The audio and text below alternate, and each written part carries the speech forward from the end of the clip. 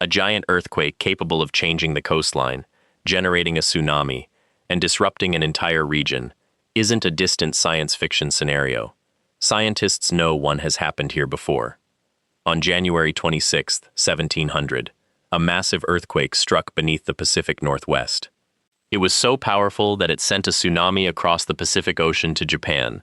Modern research places its magnitude somewhere between 8.7 and 9.2. And here's the unsettling part. The fault responsible is still there. It's called the Cascadia Subduction Zone, a roughly 1,100-kilometer-long boundary stretching offshore from Northern California through Oregon and Washington toward British Columbia. It's been accumulating strain for centuries. That doesn't mean an earthquake is about to happen. Scientists cannot tell us the day, month, or year, but they can tell us something much more important. The geological record shows that great earthquakes have repeatedly occurred along Cascadia. So what would happen if the next one were comparable to the earthquake of 1700? Would it simply shake buildings? Or could it change the physical landscape, trigger a tsunami, disrupt transportation and utilities, and force communities across the Pacific Northwest to confront a disaster on a completely different scale? That's the question that makes Cascadia so important.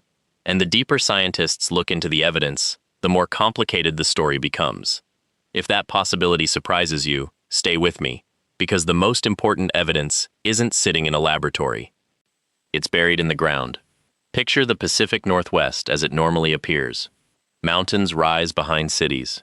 Rivers cut through valleys. Forests stretch toward the coast. Beneath all of it, however, the Earth's tectonic plates are constantly moving. The Juan de Fuca plate is being pushed beneath the North American plate along the Cascadia Subduction Zone. Normally, that movement might sound simple. It isn't. Parts of the boundary can remain locked while the plates continue trying to move. Stress builds where the fault is stuck. Eventually, when the accumulated strain exceeds the strength holding the fault together, sections can rupture. That's the basic engine behind a megathrust earthquake. Cascadia isn't the only place on Earth where this happens. Similar subduction zones have produced some of the largest earthquakes ever recorded, including the 1964 Alaska earthquake, which reached magnitude 9.2. But Cascadia has one feature that makes it especially difficult to appreciate. For modern society, it has been quiet. There was no written American record of the 1700 earthquake because European settlement had not yet documented the event in the region. Scientists reconstructed it later using geological evidence, indigenous oral histories, tree ring evidence, and an extraordinary historical clue from Japan, a tsunami that arrived there without an obvious local earthquake. Think about that. An earthquake in North America was eventually identified partly because people thousands of miles away recorded its ocean wave. So if Cascadia has been quiet for generations, does that mean the danger has disappeared? No. And that's where the ground itself starts telling a different story. Imagine slicing through the Pacific Northwest like a giant geological cross-section. Above ground, everything looks peaceful. Below it, the Juan de Fuca plate dives beneath North America. Now pull back through thousands of years. The evidence begins appearing layer by layer. Scientists have found buried soils, drowned forests, tsunami deposits, landslide deposits, liquefaction features, and sediment layers that record repeated great earthquakes along the Cascadia margin. Some coastal forests were suddenly lowered relative to sea level, allowing seawater to cover them. Their remains became part of the geological record. Researchers can date these changes, and they don't point to one isolated event. They point to a long history. The current USGS assessment says Cascadia has an approximately 10,000-year history of large megathrust earthquakes, making it one of the best-studied subduction zones in the world from a geological perspective. The 1700 event is particularly well constrained. Researchers estimate that the rupture may have involved much of the roughly 1,100-kilometer fault. But there's an important distinction. Scientists aren't saying the next earthquake will necessarily rupture the entire zone. A section could rupture. A larger portion could rupture. Or a future event could behave differently from the 1700 earthquake. That's why earthquake science is about probabilities and scenarios, not prophecies. And this is where the story gets more serious. Because an earthquake isn't the only threat. The ocean could become part of the disaster. If this evidence is changing how you think about earthquakes, hit like. It helps more people discover science stories like this. Now imagine the fault suddenly rupturing offshore. The seafloor moves. Water above it is displaced. A tsunami begins propagating across the Pacific. The first waves could reach nearby coastal communities far sooner than a distant tsunami generated thousands of miles away. This is one of the defining dangers of Cascadia. The earthquake and tsunami aren't separate stories. They're connected. The 1700 tsunami crossed the Pacific and reached Japan, where historical records help scientists establish the timing of the North American earthquake. Research estimates that tsunami heights in Japan were roughly 1 to 5 meters at several sites. Along the Pacific Northwest coast, the consequences of a future great earthquake could be severe. But how severe?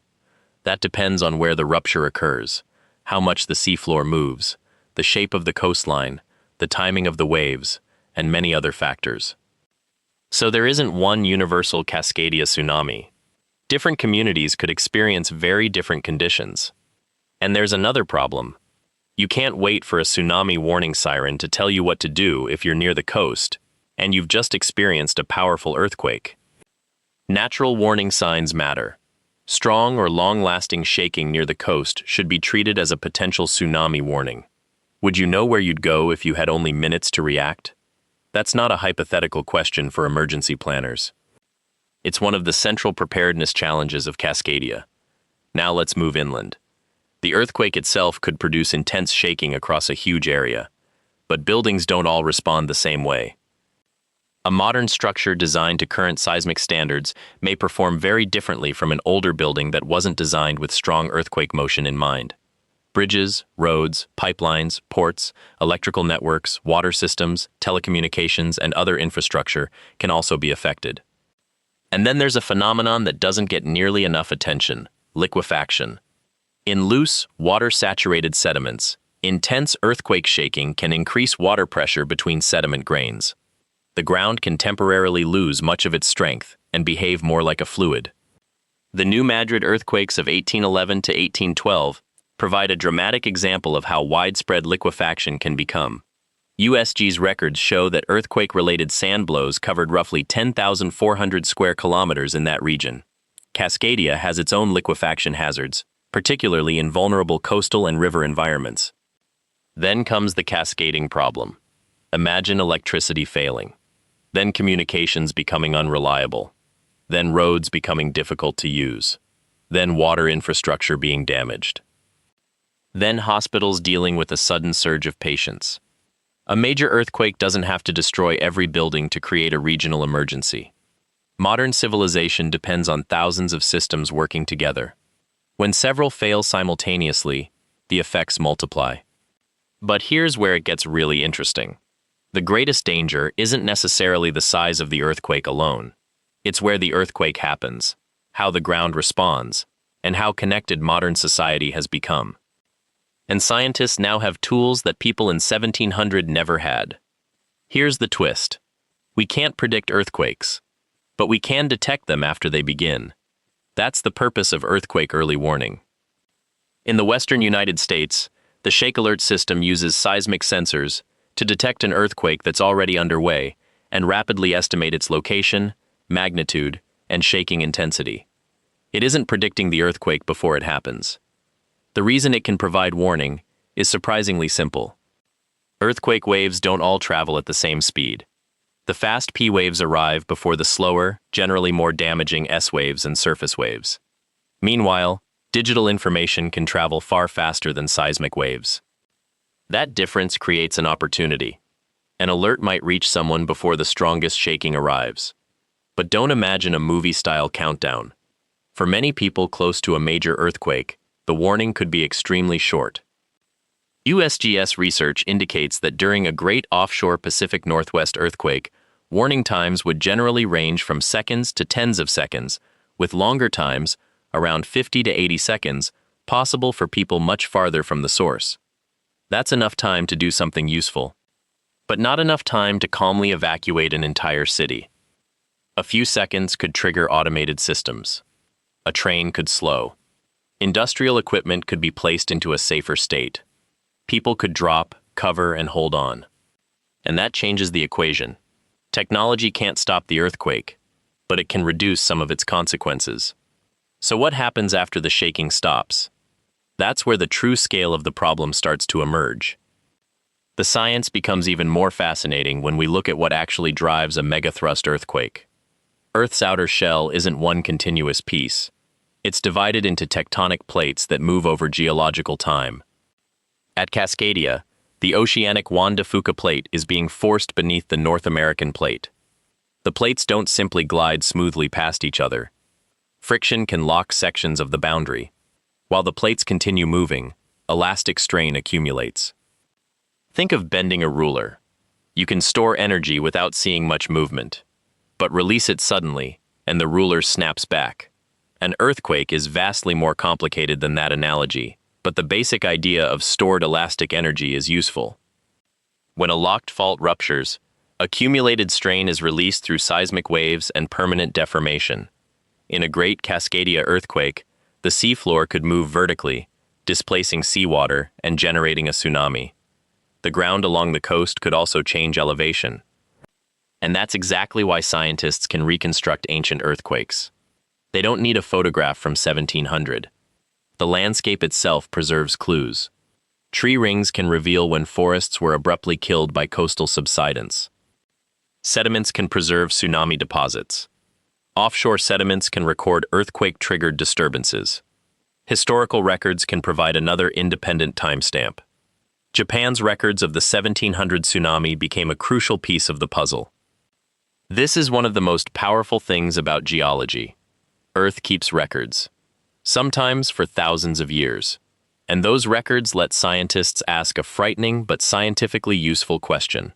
If this happened before, how often can it happen again? Now pull the camera away from the fault. Look at the entire Pacific Northwest.